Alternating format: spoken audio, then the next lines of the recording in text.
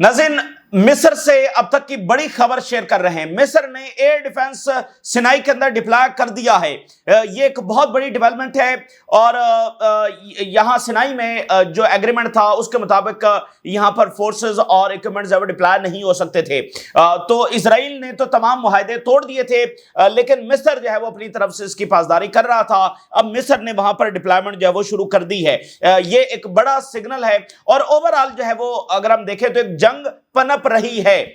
जंग जो है वो एक पीछे जरूर पनप रही है। ऐसा नहीं है कि अरब वर्ल्ड ने जो फैसला कर लिया है कि हमने जंग ही करनी है। खलीजी रियासतों ने तो कोई फैसला अभी तक नहीं किया है इजराइल के साथ जंग का, लेकिन तब्दीली आई है कि उन्होंने अल्टरनेटिव पाथ के ऊपर जरूर देखना शुरू कर दिया है। उन्होंने यह देखना शुरू कर दिया है कि हमारे पास ऑप्शंस क्या हैं, हम क्या कर सकते हैं। तो इस डायरेक्शन में जरूर उन्होंने देखना शुरू कर दिया है। लेकिन जहां तक ताल्लुक है मिस्र का, तो मिस्र ये समझ रहा है कि उसके लिए जंग नागुज़ीर है, खासकर कतर के ऊपर जो हमला हुआ उसके बाद। और जैसा कि मिस्र के जो प्राइम मिनिस्टर हैं उनका इससे पहले बयान आया कि हम भी टारगेट है, हम इजराइल का टारगेट हैं। ये मिस्र के प्राइम मिनिस्टर इस बात को कंफर्म कर रहे हैं और उसके बाद ये खबर आ रही है कि उन्होंने एयर डिफेंस डिप्लॉय कर दिया है। तो अनप्रेसिडेंटेड लेवल के इस वक्त विजिट्स भी हो रहे हैं, वो भी आपके सामने रखेंगे। और अमेरिका के जो बाकी इत्तेहादी हैं रीजन में, तो जो अमेरिकन इत्तेहादी हैं उनका कॉन्फिडेंस शेयर कर गया है, लेकिन जो बाकी इत्तेहादी हैं वो भी सोच रहे हैं। और इसमें एक बड़ा शिफ्ट जो है वो साउथ कोरिया के अंदर देखा जा रहा है। साउथ कोरिया एक बहुत बड़ा इत्तेहादी है, लेकिन अब उसका जो टिल्ट है वो चाइना की तरफ हो रहा है। और पहली बार तारीख में पहली बार साउथ कोरिया ने क्रिटिसाइज किया है अमेरिका को, और साउथ कोरिया ने यह कहा है कि ये वो अमेरिका नहीं है, ये वो हमारा इत्तेहादी अमेरिका नहीं है जिसको साथ लेकर हम चल रहे थे, जिसके साथ हम अलायंस बनाकर बैठे हुए थे। ये वाला वो इत्तेहादी अमेरिका नहीं है। ये साउथ कोरिया की जानिब से बयान आया है। तो ये एक बड़ा सिग्नल है कि वहां पर भी ट्रस्ट जो है वो शेक कर रहा है। और कतर जैसे इत्तेहादी पर अगर अमेरिका हमला करवा सकता है तो फिर बाकी तो किसी की क्या हैसियत है। और इवन वो यूक्रेन में जो ज़ेलेंस्की ने जो एग्रीमेंट्स किए हैं, अपने कीमती तरीन मिनरल्स जो अमेरिका के हवाले कर दिए, और उस सारे एग्रीमेंट में सिक्योरिटी गारंटीज का नाम भी नहीं लिखा हुआ, और उसमें सिर्फ यह है कि चूंकि अमेरिकन यहां पर होंगे तो ये सिक्योरिटी गारंटी है। अब वो भी सोच रहे हैं कि कतर जैसा मुल्क जिसने पता नहीं क्या कुछ करके रखा था, उसके लिए अमेरिकन सिक्योरिटी गारंटीज कोई माने नहीं रखती, तो हमारे लिए फिर क्या जो है वो माने रखेंगी। और ऑलरेडी यूक्रेन के साथ जो कमिट किया गया था वो तो पूरा नहीं किया जा रहा उनके साथ जो है वो। तो सबसे पहले मिस्र से जो बड़ी खबर सामने आ रही है, मिस्र में एयर डिफेंस जो डिप्लॉय हुआ है, लेकिन किसका?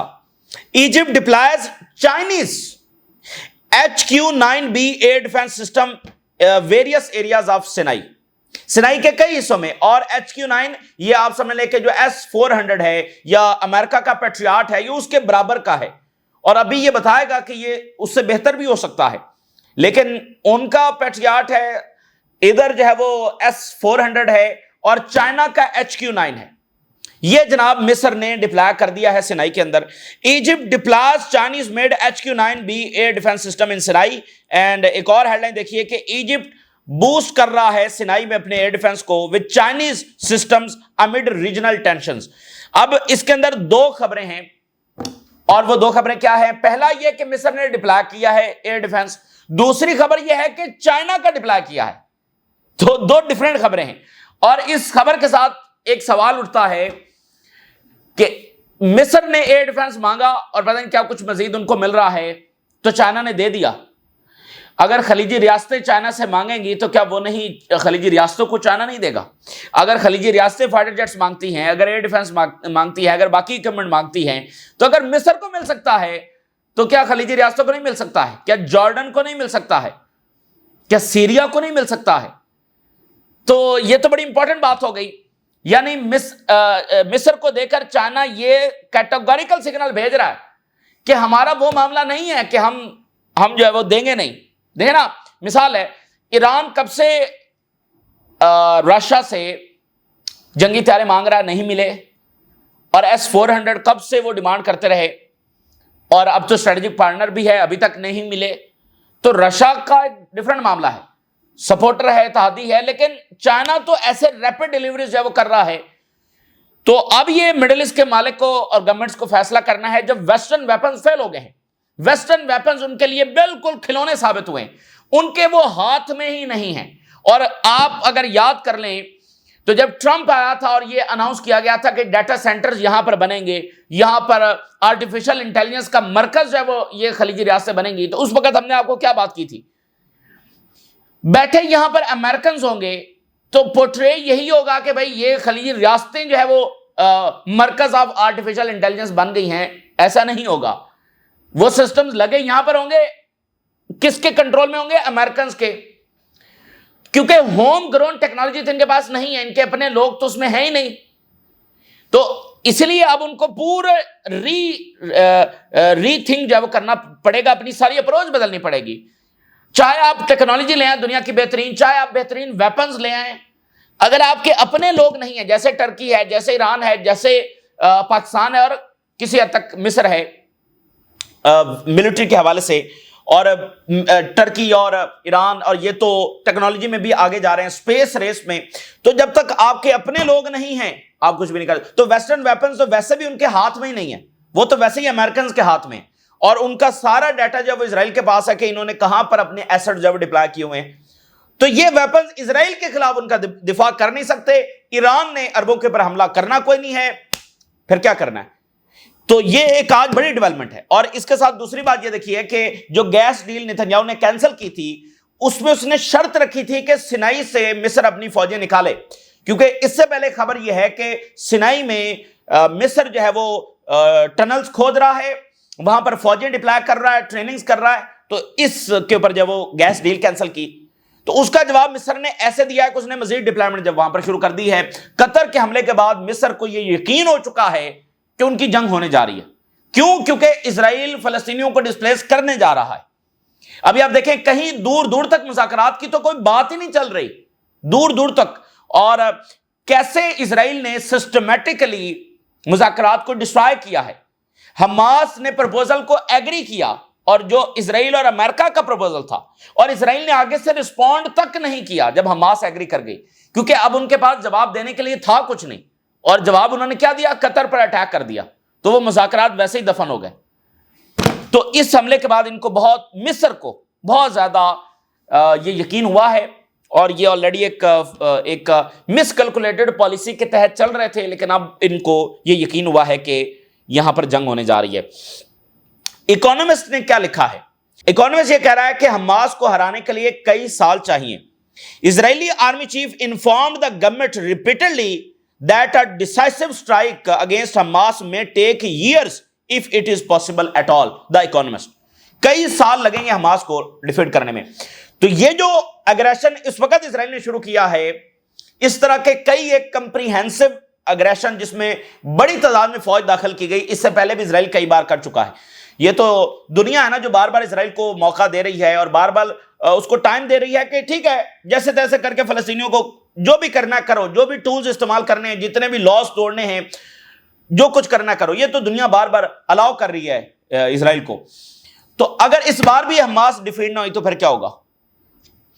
اور گیلنٹ, فارمر اسرائیلی ڈیفینس منسٹر گیلنٹ کیا کہہ رہا ہے؟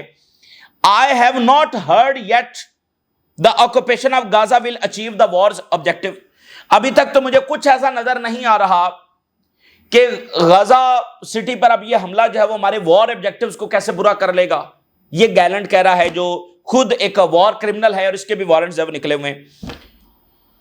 اچھا جی, ہیرٹس نے یہ رپورٹ کیا ہے کہ جو ملیشیا ہے, جو یہ ڈفرنٹ داعش جیسی جو تنظیمیں ہیں, اس طرح کی ملیشیا جو ہے وہ غزہ میں اسرائیلی فوج کے ساتھ مل کر وہاں پر اگریشن کر رہی ہے. یعنی آپ اندازہ کریں وہ جو گینگسٹرز ہیں وہ بھی اسرائیل وہاں پر لا چکا ہے, اس طرح کی تنظیموں کے لوگ بھی لا چکا ہے, پتہ نہیں, اور پرائیویٹ کانٹریکٹرز بھی لا چکا ہے. یہ ہے اسرائیل, یہ غزہ میں وہ جنگ لڑ رہا ہے, یہ غزہ میں جنگ لڑی جا رہی ہے, اور ابھی تک فلسطینی وہاں پر ہیں اور مقابلہ کر رہے ہیں, حماس موجود ہے. تو یہ تو بزدلی ہے دنیا کی اور ریجن کی. اس سے بڑی بزدلی کیا ہو سکتی ہے کہ آپ 23 مہینے ایک ظالم ترین طاقت کو کھلا موقع دے رہے ہیں کہ وہ جیسے چاہے مرضی جو مرضی کرے, جو مرضی ٹولز استعمال کرے. ایسے جنگیں ہوتی ہیں.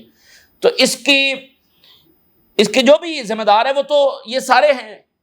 ایک مظلوم اور محکوم ایک قوم کے اوپر آپ ایک بھیڑیے نما ایک اینٹی کو الاؤ کرتے چلے جا رہے ہیں. تو اب ملیشیا بھی وہاں پر ہے. لیکن ہیرٹز نے ایک دلچسپ خبر بھی ساتھ دی ہے کہ اسرائیلی انٹیلیجنس کو لگتا ہے کہ ملیشیا ان کے خلاف ریوولٹ بھی کر سکتی ہے, کیونکہ وہ ہیں نا, ان کا تو کسی چیز سے مطلب ان کی کوئی آئیڈیالوجی نہیں ہے, وہ کس لیے لڑ رہے ہیں, ان کو پیسہ دیا ہوگا, کچھ بھی وہاں پر ہو سکتا ہے. وہ پوری طرح سے ان کے اوپر کنٹرول بھی نہیں ہے کہ ان کی اسسمنٹ ہے. لیکن آپ دیکھیے کہ وہ کیا کر رہے ہوں گے فلسطینیوں کے ساتھ, وہ کیا کر رہے ہوں گے وہاں پر. اور آپ دیکھیے کہ اس وقت دورے کس لیول کے ہو رہے ہیں. اس سے پہلے امیر قطر جارڈن گئے, پاکستان کے پرائم منسٹر سعودی عربیہ میں پہنچے. بڑا غیر معمولی دورہ ہے, اور جس طرح کا پروٹوکول پاکستان کو دیا جا رہا ہے اس سے اندازہ لگایا جا سکتا ہے کہ سعودی عربیہ پاکستان سے کیا ڈیمانڈ کر رہا ہے. اور جو یو ای کے پریزیڈنٹ ہیں وہ آذربائیجان پہنچے ہوئے ہیں, اور جو اسپین کے کنگ ہیں وہ مصر پہنچے ہوئے ہیں. اور یو ای کے جو صدر ہیں, آذربائیجان کا دورہ امپورٹنٹ اس لیے ہے کہ آذربائیجان جو ہے وہ اسرائیل کو تیل دے رہا ہے, ایسی رپورٹس ہیں. آذربائیجان بہت قریب ہے اسرائیل کے, اور اسرائیلی فوج بھی بتایا جاتا ہے کہ آذربائیجان کے اندر موجود ہے. آذربائیجان تیل دے رہا ہے, ایسی رپورٹس ہیں. اور یو ای کے جو صدر ہیں وہ آذربائیجان کے اندر موجود ہیں. UAE president arrives in Azerbaijan on official visit, اور president Sisi and his wife receive کیا ہے کنگ اینڈ کوئین کو, جو اسپین کی ہیں, in their first visit to Egypt. پہلا دورہ وہ کر رہے ہیں. اسپین جو ہے وہ اس وقت سب سے بڑا سپورٹر ہے فلسطین کا, اور اسپین کی ایک تاریخ ہے. آپ جانتے ہیں کہ اسپین کی ایک تاریخ ہے. وہاں پر جو ساری جو سلطنت تھی تو وہ مصر بھی تو آپ کو سارا یاد ہے.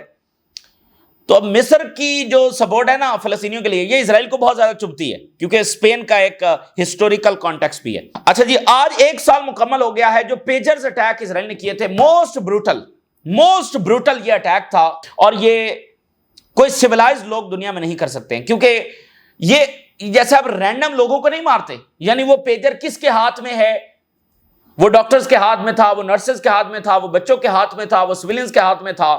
یعنی جیسے آپ رینڈم لوگوں کو مارنا شروع کر دیتے ہیں, تو پیجرز اٹیک ویسا ہی تھا, کیونکہ آپ ٹارگیٹڈ اٹیک تو کر ہی نہیں رہے. وہ پیجرز اٹیک تو سویلین استعمال کر رہے تھے, تو رینڈم جیسے لوگوں کو مار دینا, تو وہ اتنا بروٹل اٹیک تھا.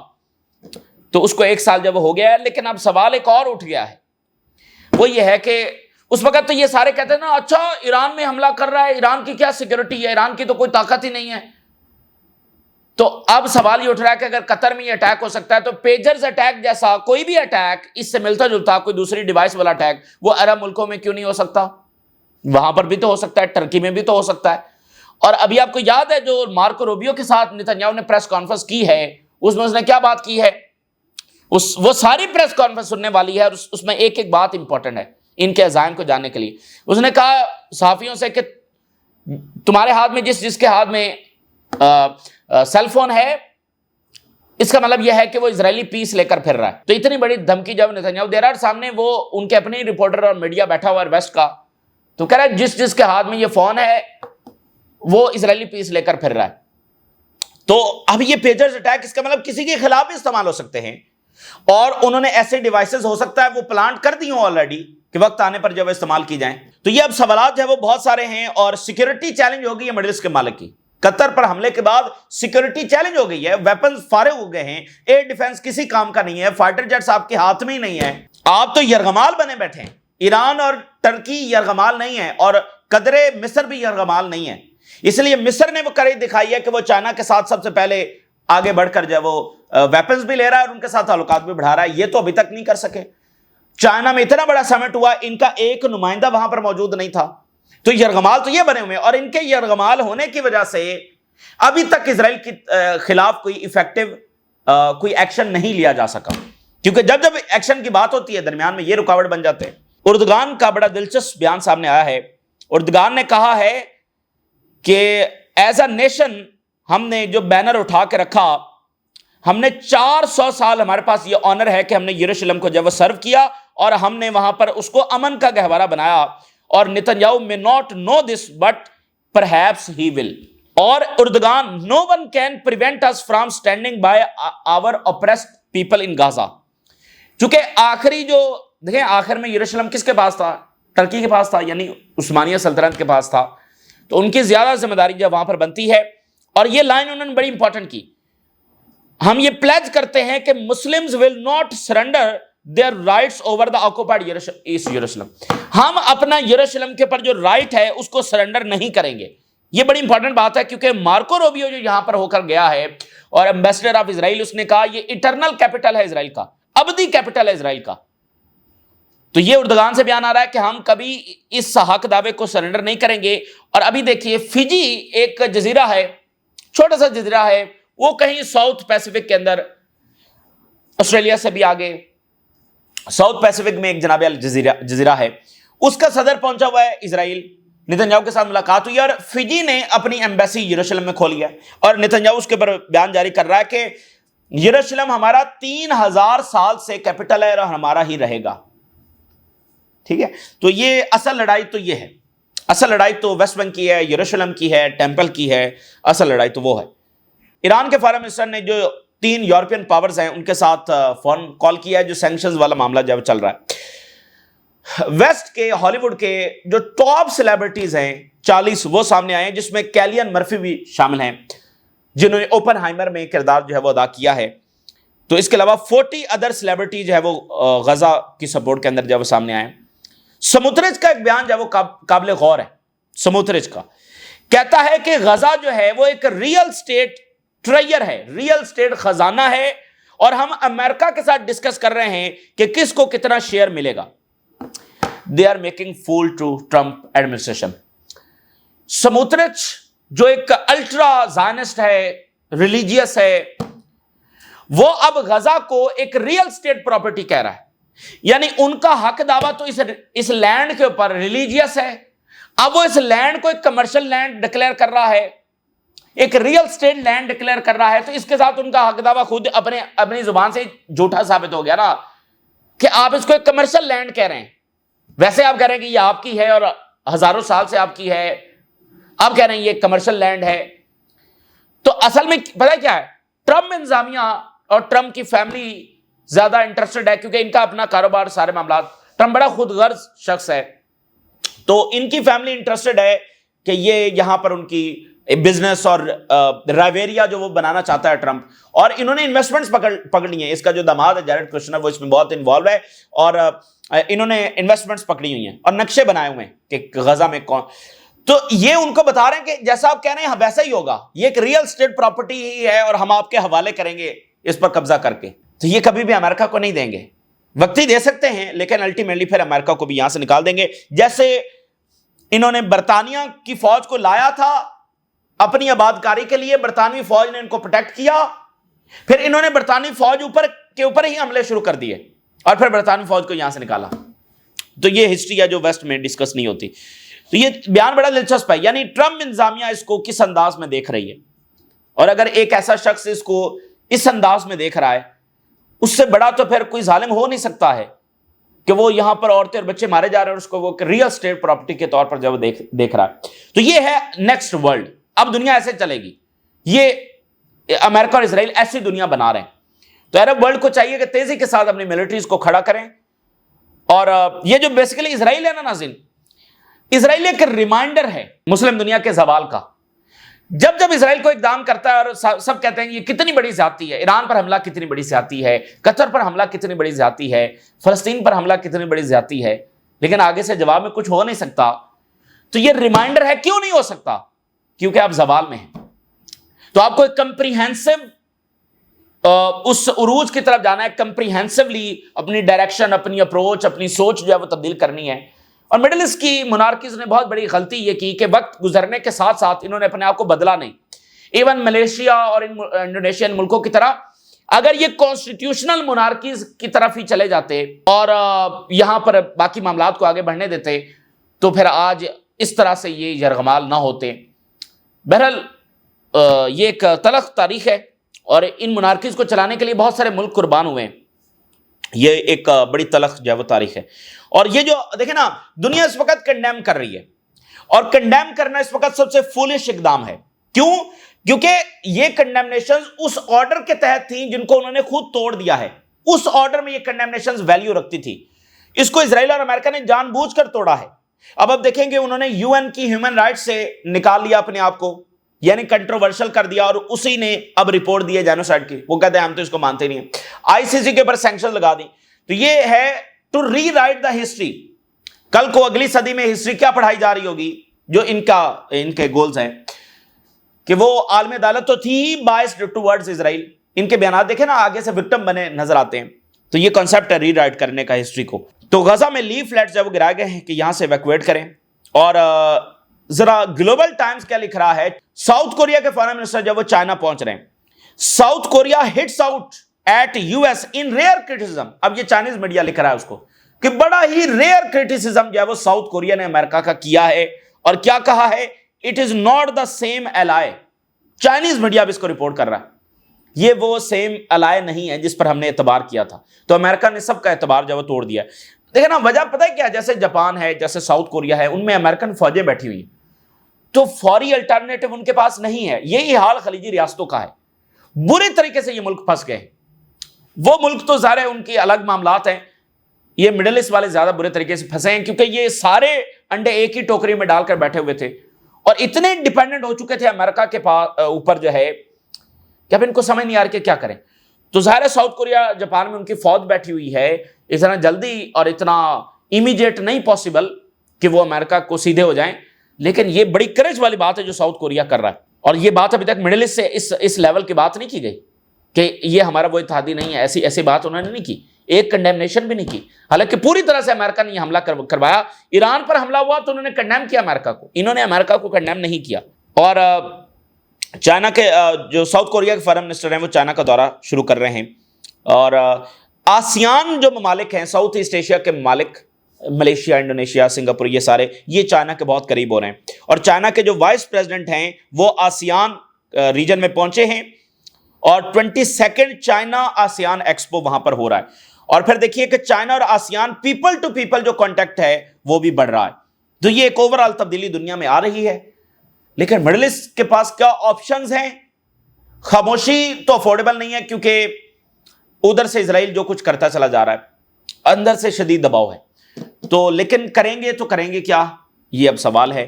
بہرحال ایک کمپلیکس ریجن ہے. جب آپ پہلے سے تیاری نہیں کرتے تو پھر کمپلیکس صورتحال میں آپ پھنس جاتے ہیں اور فوری آپ کو پتہ نہیں چلتا کہ کرنا کیا ہے. تو یہ اس وقت کی تازہ ترین صورتحال جو آپ کے ساتھ شیئر کیا، آپ نے رائے لگا کریں. اجازت دیجیے، اللہ حافظ.